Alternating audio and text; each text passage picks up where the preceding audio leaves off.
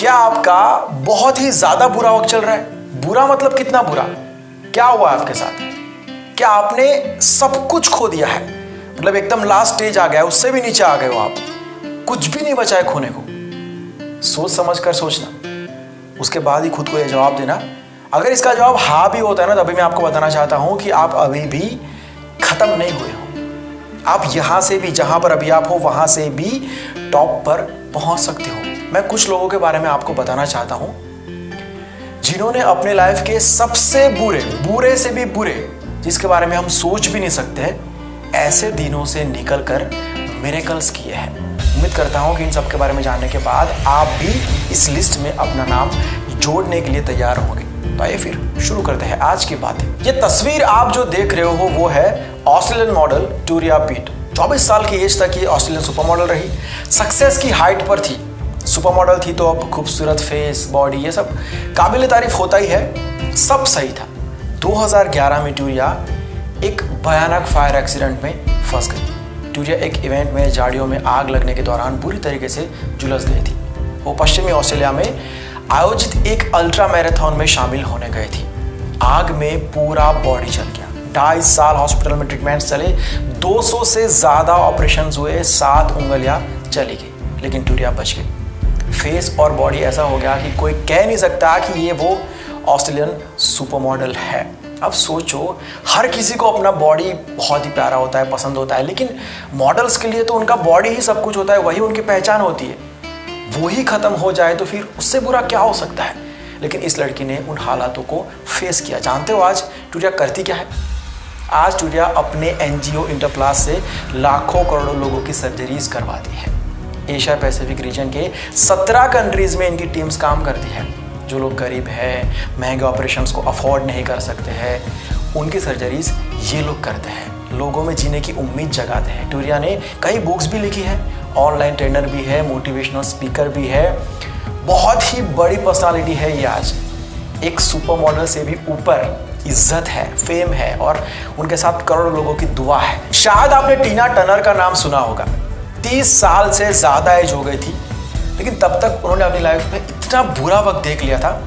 ऐसे वक्त में अच्छे लोग गिव अप कर देते हैं, जीने की उम्मीद छोड़ देते हैं। पेरेंट्स का रिजेक्शन, मतलब घर वालों का कभी कोई सपोर्ट नहीं रहा, उनको अकेला छोड़ दिया। एक औरत थी जो उनको पालती थी, उनका ख्याल रखती थी, उनकी दादी। टीना जब 16 साल की हुई तो उनकी दादी की भी डेथ हो गई। शादी हुई, शादी के बाद हस्बैंड ने भी परेशान करने में, अब्यूज़ करने में कोई कसर नहीं छोड़ी। 16 साल की मैरिड लाइफ, लेकिन हर रोज़ रोते रोते ही निकलता था। उनके कमाए हुए पैसे भी उनका हस्बैंड उड़ा देता था। 30 साल से ज़्यादा एज हो गई थी, लेकिन वक्त बदल ही नहीं रहा था। कहते हैं कि बुरा वक्त हमेशा नहीं रहता है, बदलता है, लेकिन टीना की ज़िंदगी में तो बुरा वक्त बुरे से बुरा होता जा रहा था। एक रात को उसने डिसाइड किया कि अब बहुत हो गया, अब मैं फिर से अपनी लाइफ की शुरुआत करूँगी, मैं अपनी किस्मत खुद लिखूँगी। जो कपड़े पहने हुए थे उन्हीं कपड़ों में वो घर से निकल गई। कुछ साल बहुत ठोकर खाई, लेकिन हालातों से मुंह नहीं छुपाया, बल्कि उनकी आंखों में आंखें डाल के देखना सीख लिया। टीना का पैशन था सिंगिंग। 44 इयर्स की एज हो गई थी, लेकिन ये लड़की अब हार मानने को तैयार ही नहीं थी, क्योंकि जिंदगी ने इतना डरा दिया था कि डर ही खत्म हो गया था। इतने फेलियर्स मिल चुके थे कि खोने को अब कुछ बचा ही नहीं था। उस लड़की का वक्त आया। स्ट्रीट्स पर सालों तक भटकने वाली लड़की अपने मुकाम तक पहुंची। उसका सोलो एल्बम आया और एल्बम ने म्यूजिक इंडस्ट्री को हिला दिया। 10 मिलियन कॉपी बिकी, 3 ग्रैमी अवार्ड्स मिले। देश विदेश में टीना शोज करने लगी, बहुत बड़ी सेलिब्रिटी बन गई।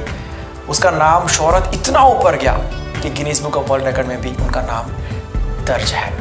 कौन कहता है कि 30 साल के बाद, 40 के बाद, 50 के बाद जिंदगी में नई शुरुआत नहीं हो सकती है? लाइफ में कुछ भी करने के लिए सबसे ज्यादा जरूरी चीज क्या है? एक हेल्दी बॉडी, राइट?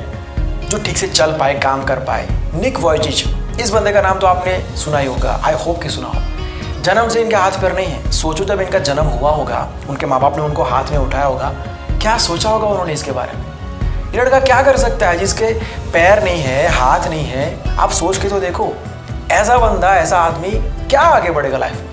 लेकिन निक ने कभी भी अपने बारे में ये नहीं सोचा है, कभी अपनी इस हालत को लेकर कंप्लेंट्स भी नहीं की है। आज ये बहुत ही बड़े मोटिवेशनल स्पीकर है।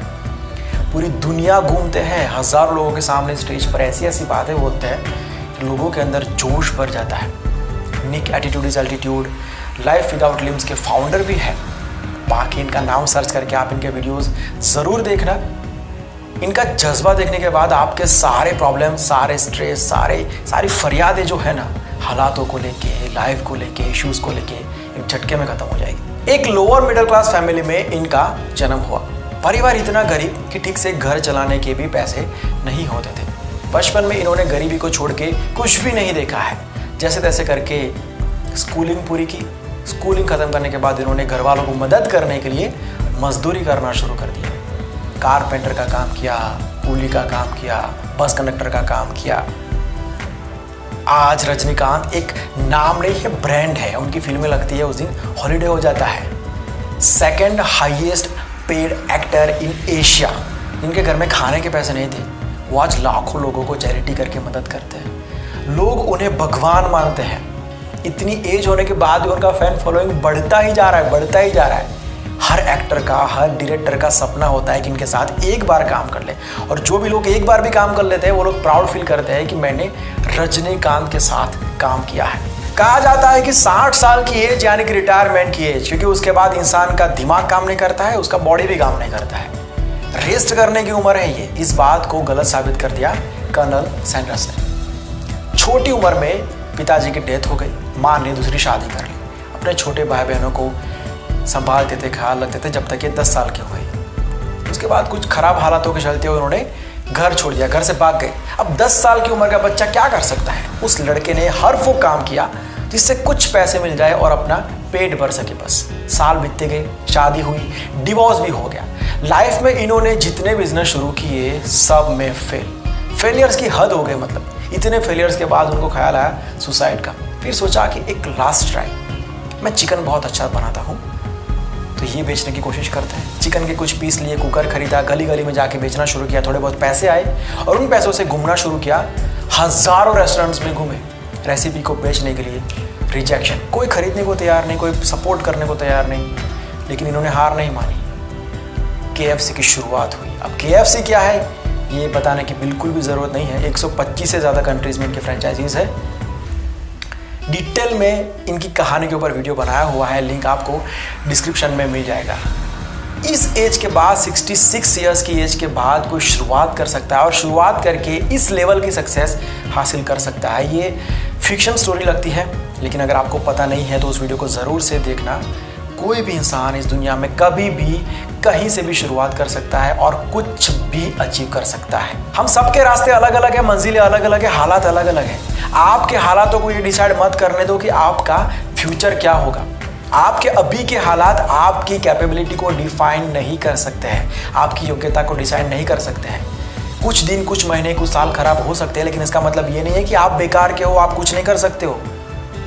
मैंने आपको ना 1% नाम भी नहीं बताया अभी तक जो ऐसे हालातों से निकलकर सक्सेसफुल हुए हैं। हालातों के सामने लड़ने वाले ना निखर जाते हैं और हार मानने वाले बिखर जाते हैं। अगर बुरे वक्त को आप दूसरी नज़र से देखोगे ना तो यही वक्त एक्चुअली आपको पुश करता है, आपकी रियल स्ट्रेंथ को बाहर लाने के लिए, आपको चैलेंज करता है जीतने के लिए। कहते हैं कि हीरे को परखना है ना तो अंधेरे का इंतजार करो, धूप में तो कांच के टुकड़े भी चमकते हैं भाई। सपने तुम्हारे हैं तो पूरा तुम्ही को करना है, ना कि हालात तुम्हारे हिसाब से होंगे, ना लोग। ये मत सोचो कि मैं बहुत ही मुश्किलें सह रहा हूँ। ये सोचो कि अगर आज आपने मुश्किलों के सामने हार मान ली तो आपका फ्यूचर क्या होगा। हर सफल आदमी ने हालातों को अपने हिसाब से बदला है। अगर ऐसा नहीं होता ना तो आज कोई सक्सेस स्टोरी ही नहीं होती। एक दिन एक इंसान ने वक्त से पूछा कि यार मैं हर बार हार क्यों जाता हूँ, तू क्यों जीतता है? वक्त ने उसको हंस के कहा कि धूप हो या छाँव, काली रात हो या बरसात, चाहे कितने भी बुरे हालात हो, मैं चलता रहता हूँ। तू भी मेरे साथ चल, वादा करता हूँ कभी नहीं हारेगा। ओके देन, आई होप कि आपको इस वीडियो से कुछ मोटिवेशन मिला होगा। अगर आप क्विट करने की कोशिश कर रहे हो, तैयारी में हो, तो अब आप क्विट नहीं करोगे, वापस काम पे लग जाओगे। थक के हार के बैठ गए हो तो वापस उठ जाओगे, फिर से मेहनत करना शुरू कर दोगे। आई कैन मोटिवेट यू, बाकी सब कुछ आपको करना है। जुड़े रहिए हमारे साथ। अगर आपको हमारे वीडियोस अच्छे लगते हैं, आपको कुछ बेनिफिट होता है, आपकी ज़िंदगी में कुछ वैल्यूज़ ऐड होती है, तो हम यहाँ पर हैं आपके लिए।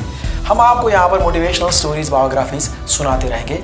आपको कुछ ना कुछ सिखाते रहेंगे। मिलते हैं नेक्स्ट वीडियो के अंदर कुछ नए सब्जेक्ट के साथ, एक नई कहानी के साथ।